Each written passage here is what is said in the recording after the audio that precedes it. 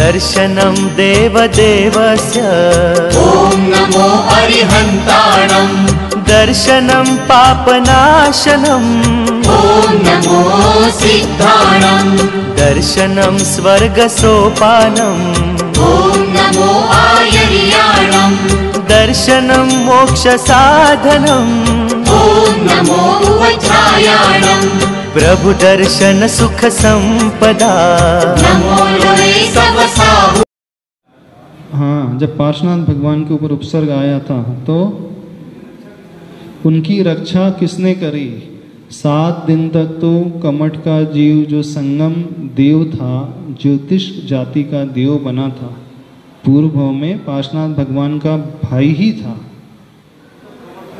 बता रहे हैं। तो वह जब देव बना तो उस देव ने, यानी संगम नाम का जो देव था, उस देव ने पार्श्वनाथ भगवान के ऊपर 7 दिन तक लगातार उपसर्ग करते रहा, पत्थर बरसाते रहा, ओले शोले पिघलता हुआ, लोहा धधकता हुआ। तो 7 दिनों के पश्चात धरणेन्द्र और पद्मावती ने आकर के उस उपसर्ग को दूर किया। तो क्या किया था? तो पद्मावती ने फंड नहीं फैलाया था, अपने फंड के ऊपर नहीं बढ़ाया था, धरणेन्द्र ने फन फैलाया था और पद्मावती ने छत्र लगाया था।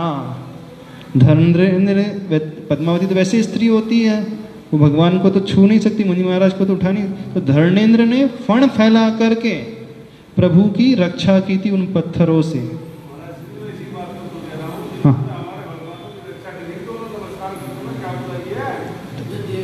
अच्छा, वो बोल रहे हैं भगवान को, भगवान के उपसर्ग को जिसने दूर किया उसको नमस्कार करने में क्या बुराई है? आप जा रहे हो, मान लीजिए आपके गाड़ी से एक्सीडेंट हो जाए और कोई भंगी चमार आपको हॉस्पिटल लेकर के जाए, ठीक है, हाँ, एहसान तो है, तो उसकी अष्टद्रव्य से पूजा शुरू कर दोगे? बताओ तो सही। वो आपको, अच्छा, अथवा आपके बच्चे को हॉस्पिटल पहुंचाता है, डॉक्टर के पास मिलाता है और डॉक्टर उसका इलाज भी कर लेता है, प्लास्टर आदि भी बांध देता है और वो ठीक हो जाता है, बच भी जाता है, तो उसको आप उसकी रोज पूजा करना शुरू कर दो। क्यों? उसने एहसान किया कि नहीं आपके बेटे के ऊपर? नहीं, हम पूछ रहे हैं आपसे, उसने आपके बेटे को बचाया कि नहीं बचाया? तो आप उसकी पूजा शुरू कर दोगे कल से? पूजा तो नहीं करोगे ना? हाँ, उसका एहसान तो मानोगे ना? हाँ, उसको कुछ गिफ्ट दे दोगे। ऐसे ही तो जिन्होंने उपसर्ग को दूर किया तो वह अपने पुण्य कमाने के लिए दूर किया, तो उनका तो एहसान मानते ही है कि आपने बहुत अच्छा काम किया, नेक काम किया। अब अच्छा काम किया, इस कारण हम पार्श्वनाथ भगवान की भांति उनकी भी अभिषेक करके पूजा करने लगे, ठीक है। देखो, उपकारी होना अलग है और पूज्य होना अलग है। सुनो, जो उपकारी हैं सो पूज्य हो सकते हैं क्या? बताओ। अच्छा, आप सवेरे घर से निकलते हो, चप्पल पहन करके अपनी डेयरी जाते हो, चप्पल ने आपके ऊपर उपकार किया कि नहीं? कांटे से आपको बचाया, पत्थर से बचाया। जूते पहन करके जाते तो जूते ने उपकार किया कि नहीं आपके ऊपर? इतने सालों से जूते आपके पैर को बचा रहे हैं कि नहीं? तो फिर पूजा करो जूते की, आरती उतारो, आरती उतारो, जूते की आरती उतारना है। जूते का उपकार है कि नहीं? कितने साल हो गए? आपकी उम्र कितनी हो गई? 55 साल? 55 हो गई? आपकी 58 हो गई? आपकी उम्र कितनी हो गई?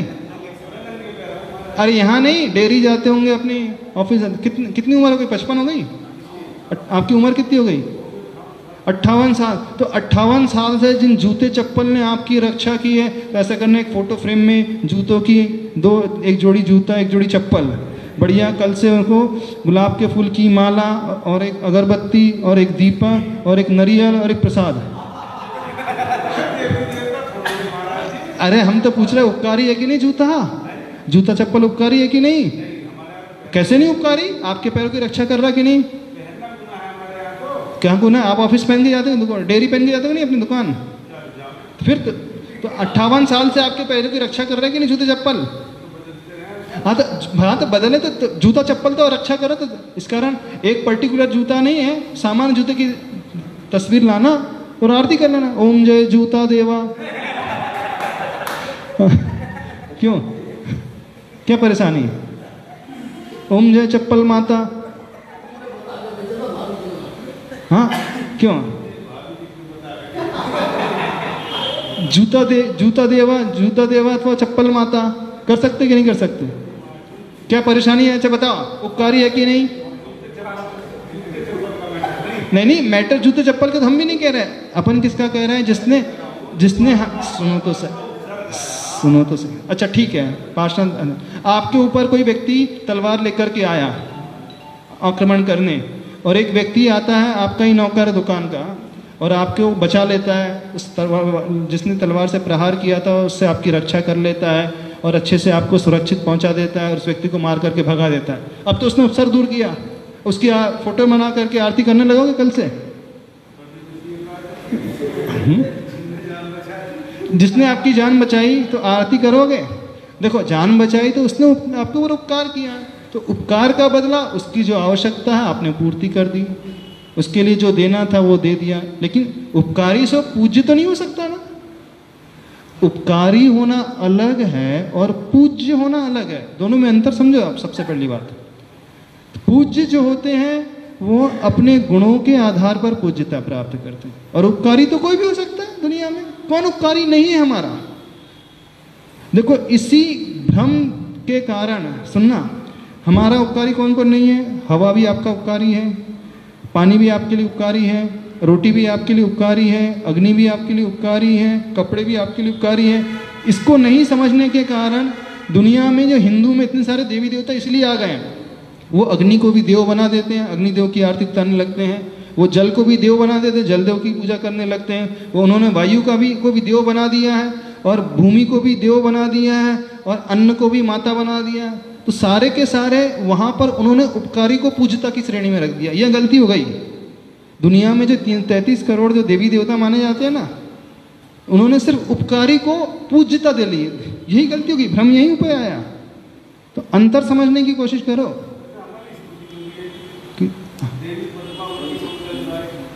देवी पद्मावती, वो बोल रहे हैं हमारे देवी पद्मावती की स्तुति मिलती है, तो हम कोई स्तुति बना दें? चप्पल माता की स्तुति लिख देंगे, क्या जाता है हमको?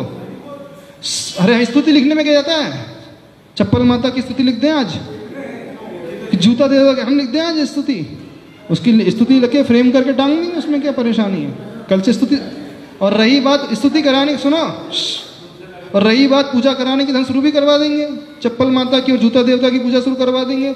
जिसको कोई कोरोना हो गया है तो हम बोलेंगे लगातार 15 दिन तक इस देवी की आरती करना और इस देव की पूजा आरती उतारना। कोरोना ठीक होने हो तो दिख लेना, और कोरोना ठीक हो जाएगा, अगले 15 दिन से वो जूता देवता आ जाएगा उसके घर में, और चप्पल माता आ जाएगी। तुमसे लागी लगन, तो किनसे लागी लगन? देवी से लागी नहीं है लगन, भगवान से लगी लगन है। पारसनाथ, हाँ तो पारसनाथ की स्तुति करो ना। तो बस किसकी शरण? पद्मावती की शरण थोड़ी जाना है, पद्मावती की शरण थोड़ी जाना है, भगवान पार्श्वनाथ की शरण जाना है। किसके स्तुति में नाम तो हम बोल रहे हैं ना। धर्मेंद्र ने आकर के उपसर दूर किया, तो हम भी कहते हैं संजय को उनको नौकर ने बचाया। क्या जाता है? नाम तो हम बोल रहे हैं ना। चप्पल माता ने संजय का 58 साल तक उपकार किया, जूता देवता ने उपकार किया, नाम देने क्या जाता है? हाँ, पंकज व्याकुल भया, जूता व्याकुल भया। हाँ पूछो।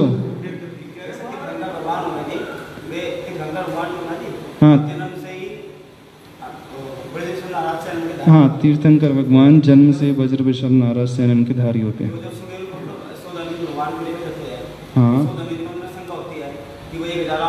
हाँ, जब भगवान महावीर, हाँ तो भगवान ने अंगूठा दबाया पैर का तो सुमेरु पर्वत कंपित होने लगा। हाँ, तो आप पूछना क्या चाह रहे हैं? पहले प्रश्न बताओ। भगवान पारसनाथ जन्म से ही एक दिन के थे। हाँ हाँ, बाल्य अवस्था में हिला शक्ति तो सब कुछ है, लेकिन जैसे ही मुनि बनते हैं वह अपने लिए कोई इलाज नहीं करते, अपने उपसर्ग को स्वयं दूर नहीं करते, वो कर्म के उदय को मान करके सहन करते। मुनि बनते ही अपने लिए कोई प्रतिकार नहीं करेंगे। चाहते तो 1 मिनट के लिए 1 मिनट ऐसे देखते तो वो देव भाग जाते, क्या जाती थी, लेकिन मुनि बनते ही वो कोई प्रतिकार नहीं करते, सिर्फ साधना करते हैं। ऐसे ही होता है। अरे पीड़ा हो रही है, पत्थर मारेंगे तो लगेगा, उससे क्या पीड़ा से? उनका तो ध्यान पीड़ा में है ही नहीं, उनका ध्यान शरीर में नहीं, उनका ध्यान तो अपनी आत्मा में, बाहर से कुछ भी होते रहे।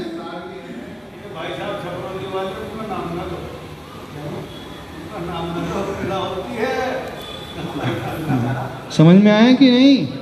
हमने तो महाराज जी सुनो मेरी बात। हाँ सुनाओ। ना दर्शन करे ना कभी हम थे। हाँ हमने तो शास्त्र में वो देखा था, वो आपको बताया, आपसे हाँ, तो अब समझ में तो आ गया ना। पद्मावती धरणेन्द्र उपसर्ग जो है धरणेन्द्र ने दूर किया था, फण फैला करके पद्मावती ने छत्र लगाया था। नाम इस कारण आ रहा है कि उन्होंने जो काम किया तो वो बताया जा रहा है कि मुनि अवस्था में जब पार्श्वनाथ थे ऐसा ऐसा उपसर्ग हुआ था, ऐसा ऐसा इन देवी देवताओं ने कार्य किया था। नाम जब पंकज था में मगर फिर तो देख पा रहे हाँ समझ रहे हो कि नहीं? तो अपनी श्रद्धा ऐसी बनाना समंत भद्र स्वामी जैसी। हाँ क्या पूछ रहे हो? हाँ हाँ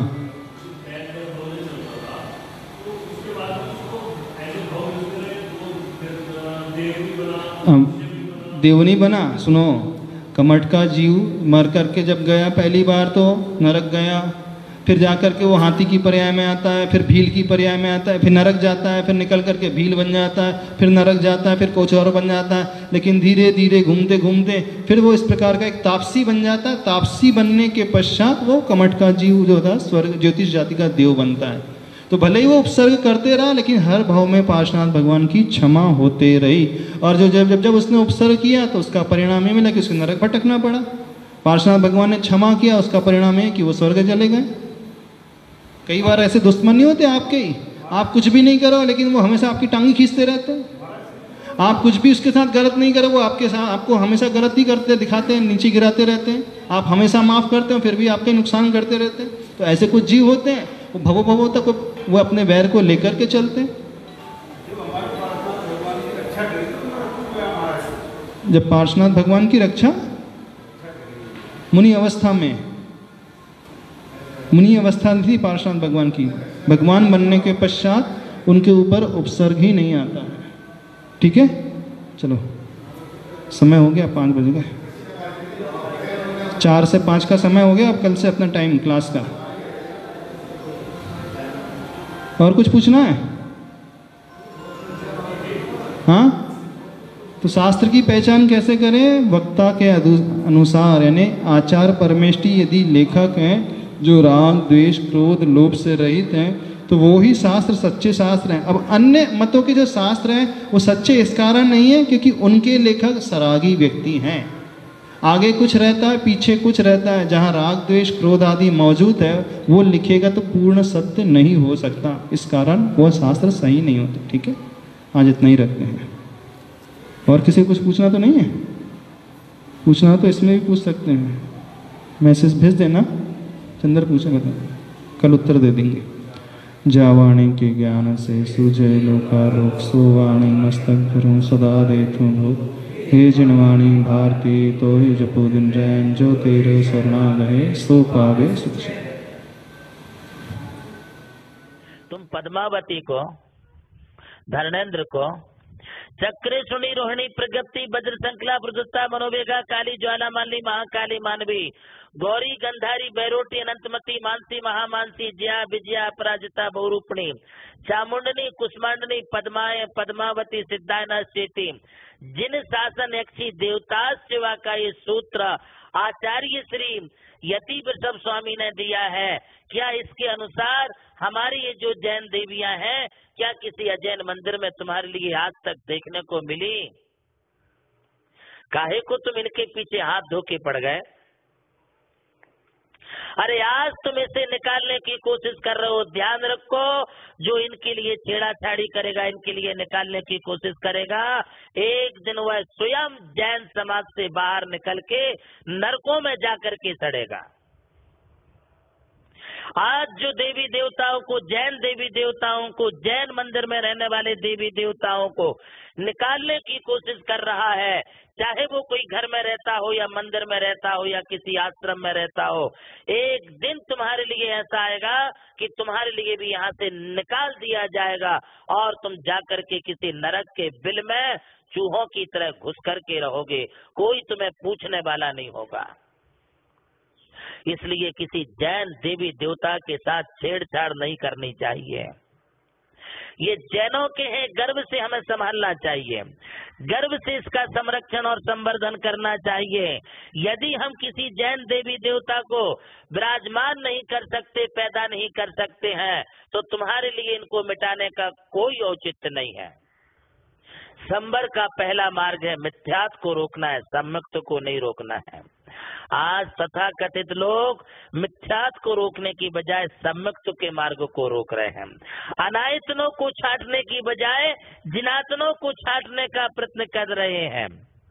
अनायतनों से बचने की बजाय जिनायतनों से बचने की कोशिश कर रहे हैं। जबकि संबरानुप्रेक्षा कहती है कि हमें मिथ्यात्व से बचना है, मिथ्यात्व के आश्रय से बचना है। यदि अदेवों से कुदेवों से बचना है तो आओ हम सुदेव के मार्ग में लगे। यदि हमारे लिए अदेवों से बचना है तो सच्चे देव के मार्ग में हम आ जाएं। और वह सच्चे देवों का मार्ग यदि किसी ने दिखाया तो समंत भद्राचार्य से लेकर समस्त आचार्यों ने वो हमारे लिए प्रदान किया है। इसलिए हम सच्चे देव शास्त्र गुरु और सच्चे देव शास्त्र गुरु के जो भक्त हैं, जिसे हम कहते हैं सच्चे देव के भक्त, सच्ची जिनवाणी के भक्त और सच्चे गुरु के भक्त, हम इसे स्वीकार करें। 6 अनायतनों को छोड़ें और 6 आयतनों को अपनाने लग जाएं तो हमारा संवर का मार्ग हमारे लिए स्वयं ही प्राप्त हो जाएगा। और जैसे ही सम्यक्त का मार्ग, संवर का मार्ग मिला है तो मिथ्यात्व होने वाली जो कर्म प्रकृतियां थी, जो नरकायु के आश्रय के कारण थी, खास तौर से जो मिथ्यात्व के सद्भाव में 16 प्रकृतियां बनती हैं। विद्वत वर्ग इस बात को सुन ले कि मिथ्यात्व के सद्भाव में जो 16 प्रकृतियां बनती हैं, यदि वो प्रकृतियों का आश्रय रुकेगा तो सिर्फ सम्यक्त के मार्ग को जिनायतनों को आयतनों को अपनाने से मिलेगा। यही संवर का सबसे पहला कदम है। आओ हम पहले कदम को अपनाएं, इसके बाद दूसरी स्टेप हम प्रारंभ करेंगे। आज इतना ही।